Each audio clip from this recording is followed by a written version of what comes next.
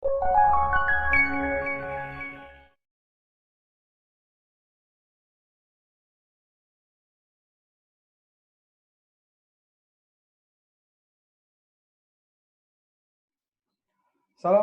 warahmatullahi wabarakatuh. Apa kabar anak-anak kelas 6A? Bapak doakan agar kalian senantiasa diberikan kesehatan selalu sehingga dapat mengikuti kegiatan pembelajaran pada kali ini dan seterusnya. Baik anak-anak, sebelum pembelajaran dimulai, marilah kita berdoa terlebih dahulu. Berdoa dimulai. Doa sebelum belajar.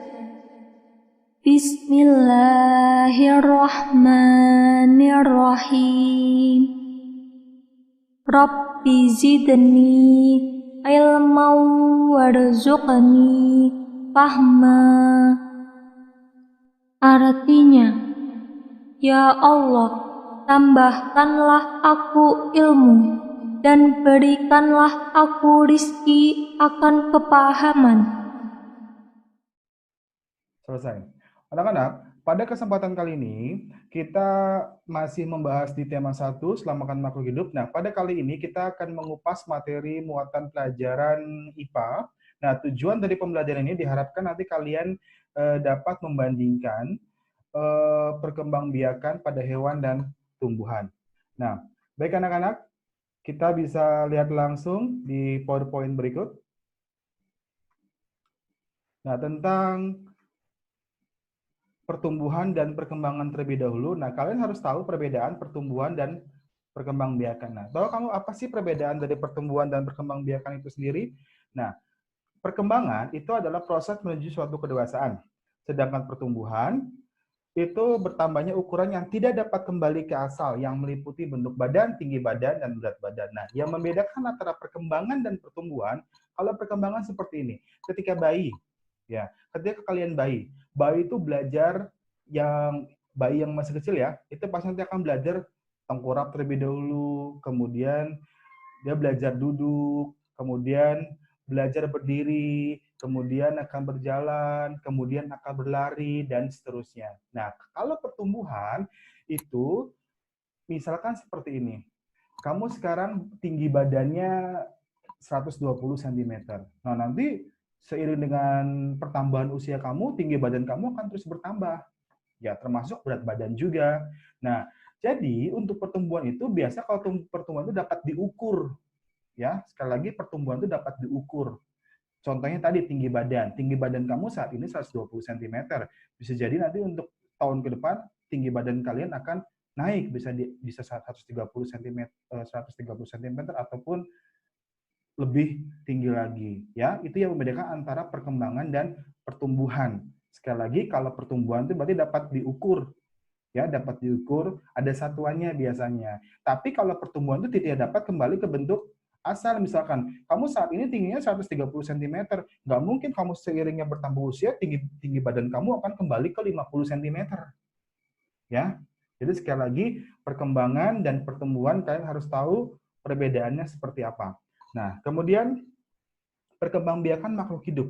Nah, makhluk hidup itu berkembang biak. Apa sih tujuan makhluk hidup berkembang biak? Salah satunya adalah untuk mempertahankan jenisnya atau menghasilkan individu baru sehingga nanti tidak akan punah atau tidak akan musnah. Nah, perkembangbiakan makhluk itu ada dua. Ada generatif dan vegetatif.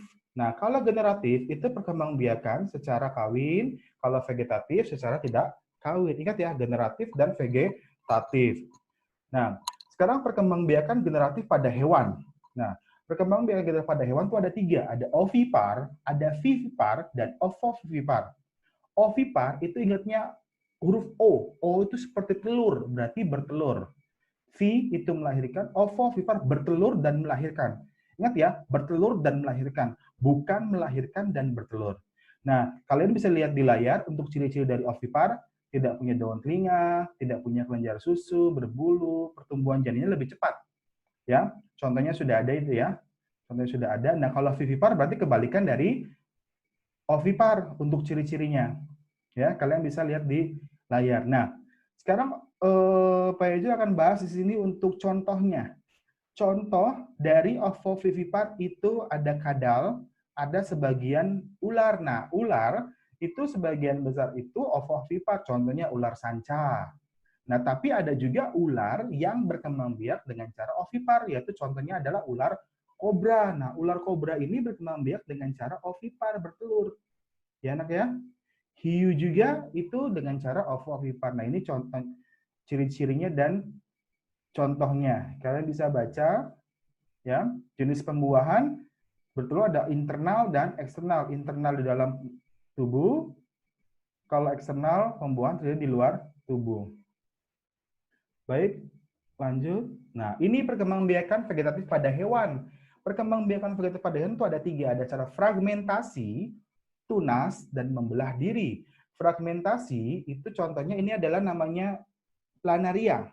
Fragmentasi ini dia memiliki tingkat regenerasi yang sangat tinggi. Ketika dia dipotong akhirnya maka nanti akan muncul kembali. Ya, akan muncul kembali. Makanya dikatakan dia memiliki regenerasi yang tinggi. Ini gambar hidra. Ya, hidra dengan cara tunas. Ini gambar amuba, bakteri, paramecium dengan cara membelah diri. Ini adalah contoh perkembangbiakan vegetatif pada hewan. Ada 3, fragmentasi, tunas, dan membelah diri. Nah, berikut perkembangbiakan vegetatif alami pada tumbuhan. Ada umbi batang, umbi akar, umbi lapis, 3 umbi ya, umbi batang, akar, lapis. Ada membelah diri, ada tunas adventif, ada stolon atau geragi, nah rizoma. Rizoma itu nama lainnya akar tinggal atau rimpang. Ya, tunas juga masuk ya, ada tunas adventif. Nah, kita langsung lihat contohnya. Nah, ini. Umbi batang. Oke, perhatikan umbi batang. Umbi batang yang tumbuh di dalam tanah dan ujungnya menggelembung, contohnya kentang. Umbi akar yang tumbuh membesar karena beri cadangan makanan. Umbi lapis yang berlapis-lapis, ini ada contohnya ya, ada bawang merah, bawang putih. Nah, membelah diri tumbuhan tingkat rendah, contohnya ganggang hijau. Nah, rizoma, akar tinggal atau rimpang, itu batang yang menjalar di bawah permukaan tanah. Nah, jangan tertukar antara rizoma dengan geragi. Kalau rizoma, batang yang menjalar di bawah permukaan tanah. Kalau geragi, batang yang menjalar di atas atau di bawah permukaan tanah. Ya, kalau yang benar-benar di bawah itu namanya rizoma. Kalau geragi di atas atau di bawah permukaan tanah. Ada spora. Spora itu dibentuk dan disimpan dalam sebuah kotak yang disebut sporangrium. Contoh dari spora adalah jamur, lumut, tumbuhan paku. Nah, ini tunas ya. Ada tunas dan ada tunas adventif. Ya, ada tunas dan ada tunas adventif. Nah, ini perbedaannya. Kalau yang tunas tumbuh dari batang yang terdapat dalam tanah, contohnya pisang dan bambu. Kalau tunas adventif itu tumbuhnya tidak pada batang, melainkan pada akar atau daun, contohnya cocor bebek, cemara, kesemek. Ya, ini nanti contoh-contohnya di rangkuman juga ada, kalian bisa baca kembali. Nah, contoh-contohnya kalian harus hafal juga ya, harus hafal juga. Kemudian, oke. Nah, ini, Pejo ada soal nih, ada contoh. Nah, ini. Nah, ini adalah gambar dari arbei. Arbei itu berkembang biak dengan cara, nah, geragi. Geragi nama lain dari stolon. Nah, ini bambu. Bambu. Tunas. Bambu, pisang. Nah, ini bawang merah berkembang biak dengan cara umbi lapis. Ini jahe. Jahe berkembang biak dengan cara rizoma atau akar tinggal atau rimpang. Nah, ini jamur nih dengan cara spora. Nah, ini kumis kucing dengan cara rizoma. Nah, ini rumput teki nih. Rumput teki yang kayak rumput-rumput ilalang tuh. Nah, ini dengan cara geragi. Nah, ini berkembang biak dengan cara spora. Nah, ini dengan berkembang biak dengan cara, ini cocor bebek ya, tunas adventif. Oke ya. Ini gambarnya kalian harus hafal ya. Dan contoh-contohnya. Nah, ini perkembangbiakan vegetatif buatan pada tumbuhan. Nah, ingat ya, ada vegetatif alami dan ada vegetatif buatan. Kalau vegetatif alami itu perkembangbiakan tanpa campur tangan manusia. Saya ulangi, vegetatif alami adalah perkembangbiakan secara tak kawin tanpa campur tangan manusia. Kalau vegetatif buatan, perkembangbiakan secara tak kawin melalui campur tangan manusia, ya. Nah, ini berarti yang dibantu oleh manusia nih. Ada cangkok, ada okulasi, ada stek, ada merunduk, dan ada mengenten. Nah, cara ngapalinnya bagaimana, Pak? Perhatikan gambar cangkok. Cangkok, clue-nya adalah batangnya dikelupas, ya, kemudian dibungkus dengan seperti kayak sabut kelapa. Ya, seperti kayak ini nih, kayak sabut kelapa ini. Nah, kalau okulasi bagaimana, Pak? Menempelkan mata tunas. Ingat, menempelkan mata tunas. Stek, kalimatnya gimana, Pak? Batang dipotong miring, tanam. Ya, menanam potongan batang. Merunduk, yang merundukkan batang. Mengenten, menggabungkan batang atas dan batang bawah. Ya, jadi clue-nya adalah kalau cangkok, batang dikelupas kemudian dibungkus. Kalau stek, batang dipotong, tanam. Okulasi, menempelkan mata tunas. Merunduk, yang merundukkan bagian batang ke tanah sehingga tumbuh akar. Kalau mengenten, batang atas, batang bawah digabung. Ya, ini perkembangbiakan vegetatif buatan pada tumbuhan.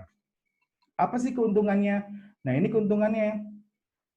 Sifat tumbuhannya sama persis dengan induknya. Waktu tumbuhnya lebih cepat dan cepat berbuah. Nah, kerugiannya ini, ya. Nah, sekarang perkembangbiakan generatif pada tumbuhan. Perkembangbiakan generatif pada tumbuhan itu ya terjadi pada penyerbukan. Apa itu penyerbukan? Nah, penyerbukan adalah jatuhnya serbuk sari ke kepala putik. Nah, ini bagian-bagian bunga ya. Ini putik, alat kelamin betina. Jangan ketukar putik dengan benang sari. Putik ingatnya putri. Putri itu adalah perempuan. Berarti putik itu betina, benang sari atau adalah alat kelamin jantan. Ini kelopak, tangkai, bakal biji, dan mahkota atau perhiasan bunga. Ya. Nah, ini jenis-jenis penyerbukan. Ada sendiri, ada tetangga, ada silang, ada bastar. Cara ngapalinnya gimana, Pak? Kamu ingat konsep pengertian penyerbukan. Jatuhnya serbuk sari ke kepala putik. Nah, kalau sendiri, jatuhnya serbuk sari ke kepala putik, ya, di bunga itu sendiri. Ini kan bunga sendiri nih. Jatuhnya serbuk sari ke kepala putik di bunga itu sendiri. Kalau tetangga, jatuhnya serbuk sari ke kepala putik ke bunga lain. Ke bunga lain, tapi satu pohon. Kalau silang, jatuhnya serbuk sari ke kepala putik, ya, kepala putik ke bunga lain, tapi beda pohon. Ya, beda pohon tapi satu jenis. Ya, satu jenis. Ini kan ada dua nih. Nah, ini sama-sama dua. Nah, kalau basar, jatuhnya serbuk sari ke kepala putik, ya, beda pohon dan jenisnya pun berbeda. Ya, jangan ketukar silang dan basar. Sekali lagi, Pak Ju ingat kalau silang beda pohon satu jenis. Kalau basar beda pohon beda jenis. Depannya kamu tambahin pengertian dari penyerbukan. Jatuhnya serbuk sari ke kepala putik. Nah, ini ciri-ciri penyerbukan ya. Dibantu oleh serangga, namanya entomogami, oleh angin, anemogami, oleh manusia, antropogami, hidrogami, air, zodiogami, hewan, ornito, burung, kiropterogami, kelelawar, dan malakogami oleh siput. Ya, istilah-istilah ini kalian harus dihafalkan juga ya. Nah, ini ada ciri-cirinya, ada contohnya juga. Ya.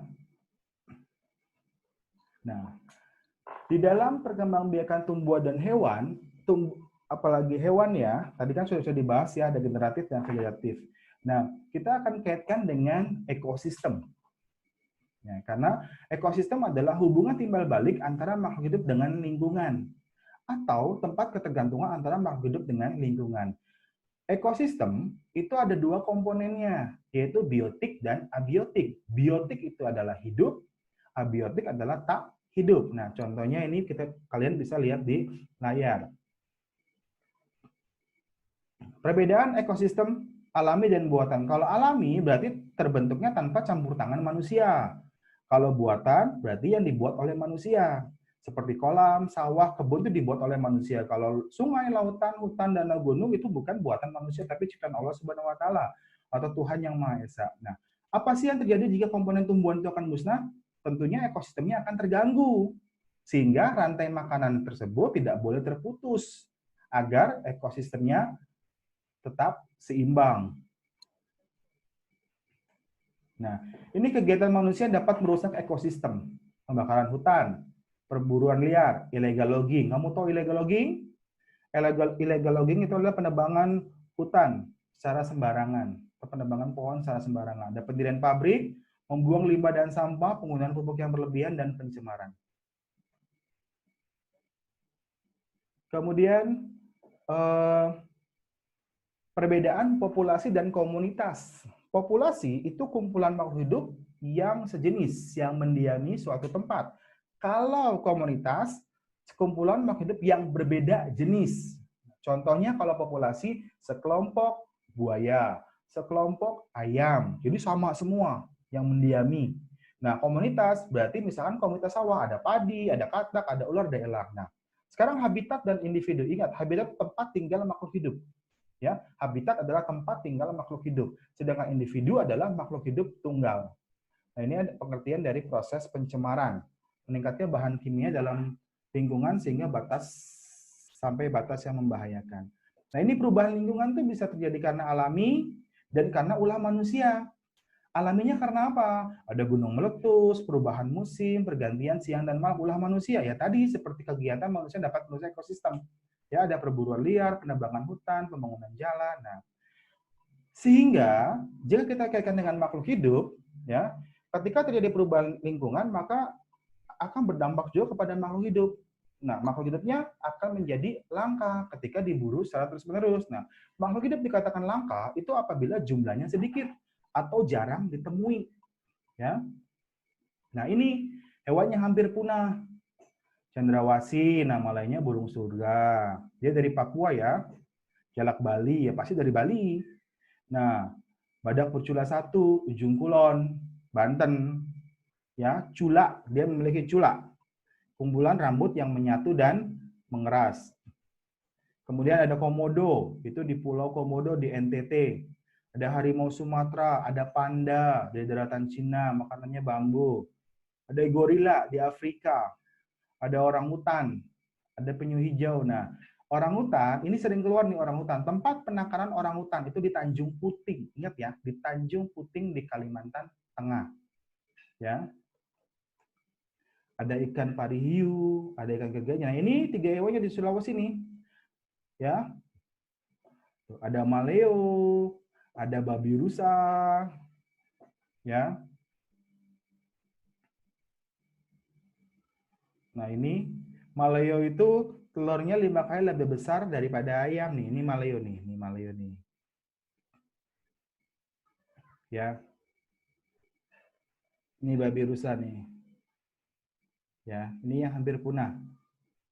Ini ada juga tarsius yang kepalanya dapat mutar 180 derajat dan ada juga bekantan. Ini ini adalah contoh-contoh dari hewan yang hampir punah. Tentunya kalau hewan yang hampir punah itu harus kita lindungi ya.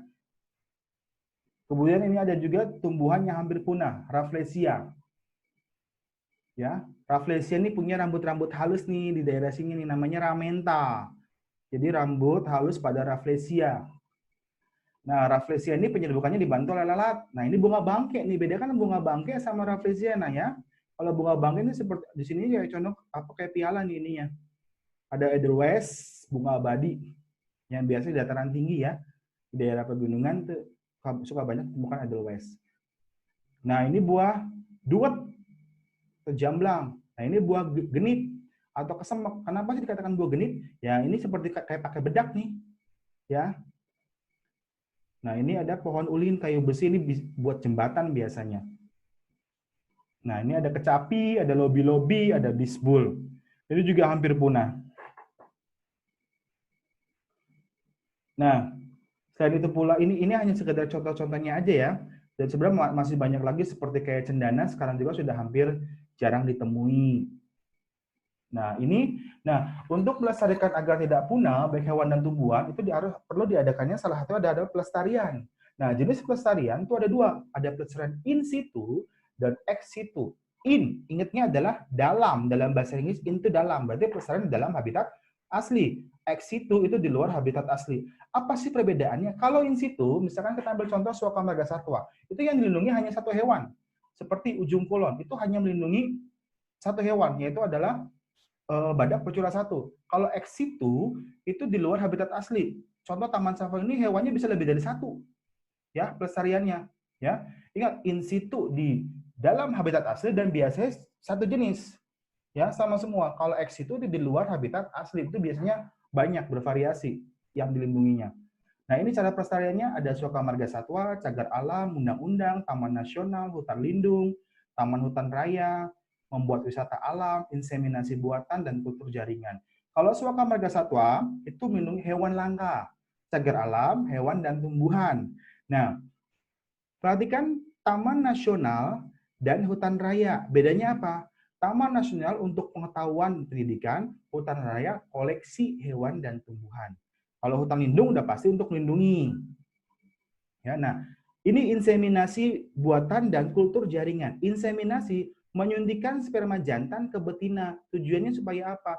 Agar makhluk hidup, misalkan seperti hewan ya, hewan itu yang memiliki reproduksinya sangat rendah, yang misalkan dalam setiap tahunnya dia menghasilkan telur sedikit, nah itu dibantu dengan inseminasi buatan. Diambil sperma jantannya, kemudian disuntikan ke dalam sperma, disuntikan ke betina, sehingga nanti akan menghasilkan individu yang baru. Kalau dalam manusianya sih, inseminasi itu seperti kayak bayi tabung, kalau dalam istilah manusianya ya.